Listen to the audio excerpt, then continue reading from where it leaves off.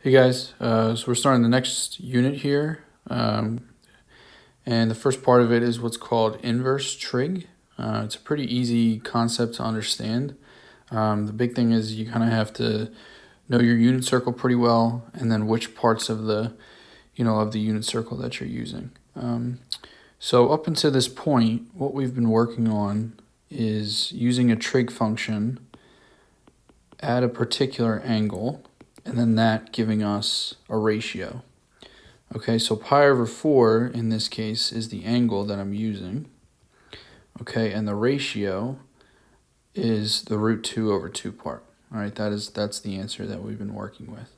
Okay, now if we remember from earlier in the year when we did inverse functions, the domain and the range, they switch. Okay, so when I do the inverse of sine, okay, so that's abbreviated by sine to the -1, and then you put a ratio here.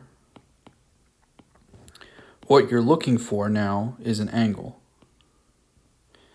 Okay, so this is a ratio.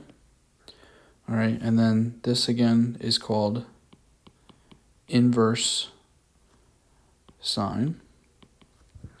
Okay, now what I need to ask myself is, okay, where does, which angle, okay, when I take the sine of it, is going to give me root 2 over 2. Okay. Now we know that the sine ratio goes with the y coordinate on the unit circle. Okay. So that's why our answer is going to be pi over 4. Okay. So this is your angle. Okay. So it's kind of like working backwards. All right. So the three that we're going to focus on mainly are going to be inverse sine, okay, inverse cosine, and then inverse tangent. Okay, the other three don't really come up that much, so I'm not really going to go over them, frankly, that much. Okay, so those are your inverse functions, okay? And another way that you might see them written is called arc sine of x, okay? Or you might see arc cosine of x. All right, and then the last one would be arc tangent. Okay, so this is really just a different way of writing inverse sine, but the process or what you would do with that function is the same thing. And then another thing before I get started with it is please make sure you don't get confused with, if it looks like this, right, sine of x to the negative first, that is not the same thing as inverse sine. Okay, those are two different functions, right? When I write sine of x to the negative first, that's actually just 1 over sine of x, okay? And inverse sine is a completely different function and how you would use it. Okay, so just be aware of the exponent and where you put it. Okay, so I'm going to kind of go over the properties for the three and kind of how we use them. All right, so this first one is inverse sine of 1/2. Okay.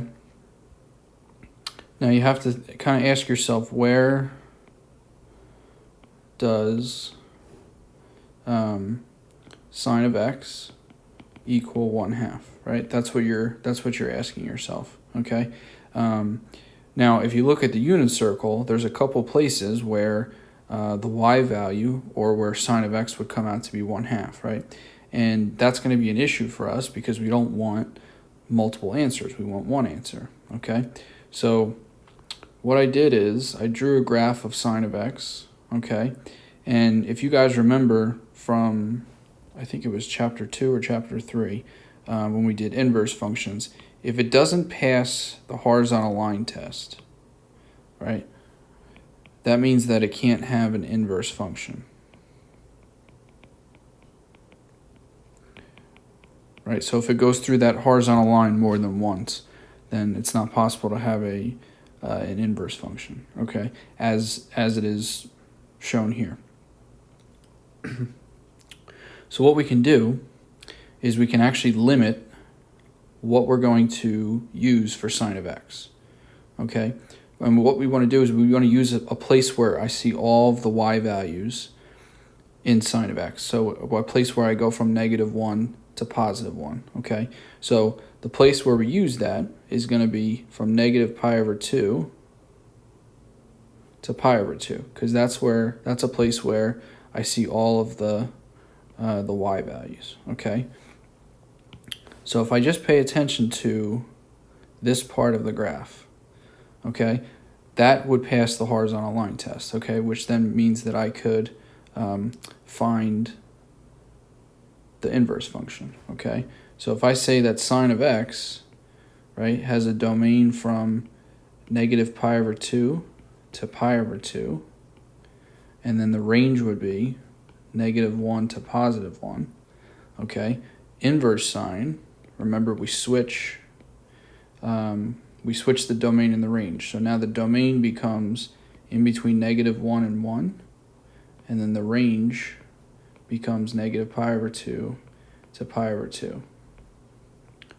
Okay, so the reason that we're pointing that out is because when you're looking for your answers for your inverse functions, for sine of x, inverse sine of x, it needs to be in between -pi/2 and pi/2. That's very important. Okay. Now, if you look at the unit circle, which I think I have one down here. If you look at the unit circle, -pi/2 and pi/2 talks about the right side of the unit circle. Okay, so it's quadrant 1 and quadrant 4. Okay, so that is the only place where I'm looking for sine of x to be 1/2. Okay, so if you look for where does the y value come out to be 1/2, okay, you would notice that it would be right here. Okay, and you look at that angle, and that answer is pi/6. Okay. So our only answer for this question is just pi/6. Okay. Now the other place where sine would come out to be 1/2, right, is over here at 5pi/6, right? Okay. But again, that is not going to be in our range for our function. Okay, so that's why we don't want to include 5pi/6. That's why we only would include pi/6. Okay. So it's very important to make sure you're keeping it in the right area. Okay, so inverse sine uses quadrant 1 and quadrant 4. Okay, and also if you look down at the unit circle that I'm using, I changed like 11pi/6 to be -pi/6. Okay, 7pi/4 is now -pi/4. Okay, so those are all coterminal with each other. All right, but now these negative angles that I've written are in the appropriate spot. Okay. Okay, now this next one is for cosine. Actually, this should be -1. I forgot to type that in. So now when you're doing cosine, you're looking at the x value. So where does cosine equal -√3/2? Okay, that's the question that you're asking, right? And if you look at cosine has the same problem, that it doesn't pass the horizontal line test, okay? So we're going to limit cosine to go from 0 all the way to pi. Okay, so again, we get all the y values, and none of them are going to repeat. Okay? So if I do cosine of x, right, the domain would go from 0 to pi, and then the range -1 to 1. All right, so for then inverse cosine, that just switches. So -1 to 1, and then range is going to go from 0 to pi. All right, so I'm going to look back at my unit circle now.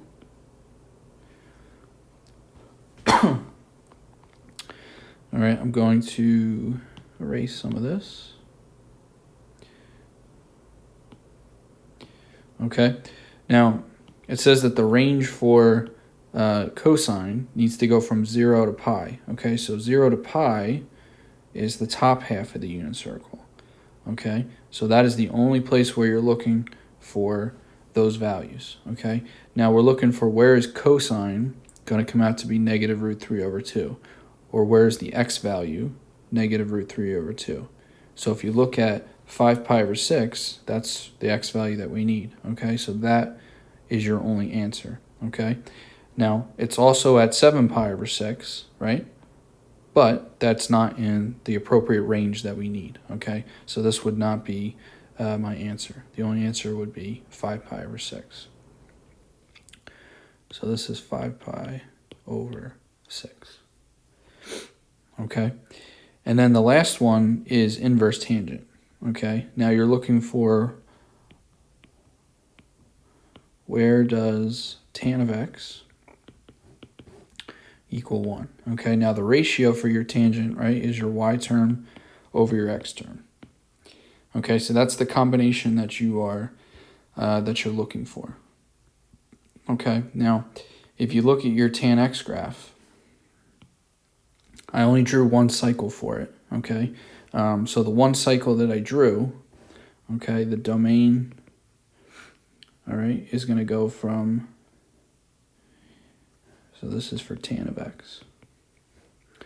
This is going to go from negative pi over 2 to pi over 2. Now, I'm not going to include those values, right? I have to put open parentheses because of the asymptotes. And then the range of that goes from negative infinity to infinity, right? So when I do inverse tangent now, that's going to switch. So my range now needs to go from negative pi over 2 to pi over 2. Okay, so if you look back at your unit circle, okay, so I'm going to get rid of that. Negative pi over 2 to pi over 2, again, is on the right side of the unit circle. Okay, very similar to inverse sine, right? Now, the only difference is you're not allowed to use negative pi over 2 and pi over 2, okay, because those are limited, okay? So when you're doing tangent, you're looking for where the y term over the x term is going to come out to be 1, okay? Now, in order for that to happen, both of the coordinates would have to be the same, okay? So that is right there. So my answer to that one is just pi over 4, okay? So it's not at negative pi over 4 because one of these is negative, the other one's positive. So I would come at, if I did y over x, that would be negative 1, okay? So the only place where it's positive 1 is pi over 4, okay? So my answer for this one is pi over 4. Okay, so again, we're starting with a ratio and we're ending with an angle. All right, so that's very important. So I kind of like to just draw it out a little bit. So if you have inverse sine of x, right? If you have your unit circle, okay, you're only going to be paying attention to the right side. Make that a little bit smaller. Okay, so just the right side of the unit circle. Okay, if we're doing inverse cosine of x, again, the only part of the unit circle that we are going to be working with is just going to be the top half. All right, and then the last one would, for inverse tan, you are looking at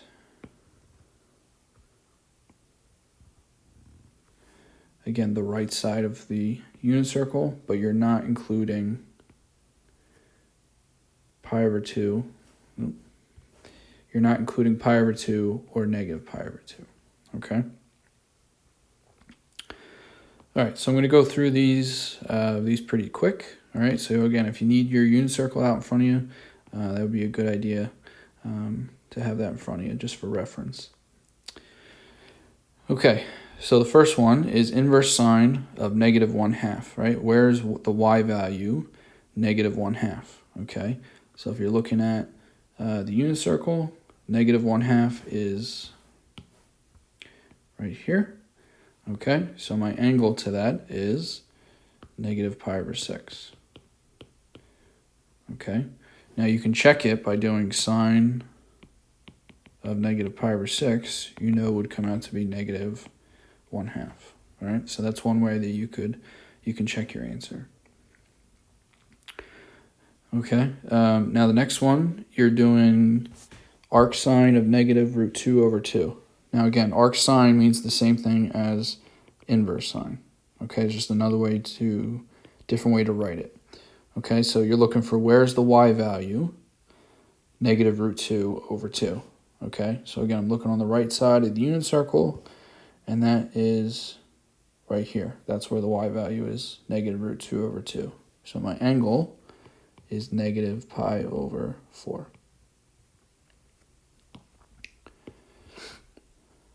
All right. The next one, inverse cosine of 0. So where does cosine come out to be 0? Okay, or where does the x value come out to be 0? All right, so inverse cosine, looking at the top half, all right, and I'm looking for the x value to be 0, which is right here. Okay, so my answer is the angle there at pi over 2. Okay, the next one, arc cosine of negative 1. All right, so again, that's just inverse cosine of negative 1. Okay, where does the x value come out to be negative 1? Okay, so I see I have inverse cosine of negative 1. I see negative 1 is here. So my answer is that angle there, which is pi. Okay, this one, you got inverse tan of root 3 over 3. Okay, so inverse tan is a little tricky because it requires some division, right? Now you might want to put this on your unit circle, right? There's only a couple combinations that you can get, right, when you're doing inverse tan. So if you do it at like pi over 3, right, I would do root 3 over 2 over 1/2. Now if you guys work that out, you know that that's going to come out to be root 3, okay? Now if I do at pi over 4, root 2 over 2 over root 2 over 2, that comes out to be 1 when I do the y term over the x term. And then at pi over 6, if I do 1/2 over root 3 over 2, that is going to come out to be 1 over root 3 or root 3 over 3, okay? So those are really the only combinations that you can get excuse me, when you're doing tangent, okay? So if this one is asking me for where are you going to get tangent, where are you going to get root 3 over 3, right? The only combination that's possible, right, is going to be here at pi over 6, okay? So if I do the y term over the x term, I'm going to get root 3 over 3. So it's pi over 6. Now, if this were negative root 3 over 3, you would just use negative pi over 6. Okay, and then arc tan of negative 1, right? So again, when you do the y term over the x term, are you going to get negative 1? Okay, now I already know at pi over 4, I would get 1, right? But I need negative 1. So that means it must be the opposite of that one, which is going to be here at negative pi over 4. Okay, so if you look at the y term over the x term, they're the same thing except the y term's negative. So that's going to be my answer. So it's negative pi over 4. Okay, so this video is just kind of going over the basics of the inverse sine, cosine, and tangent. The next one I'm going to do is doing some combination ones where you have one function inside of another function.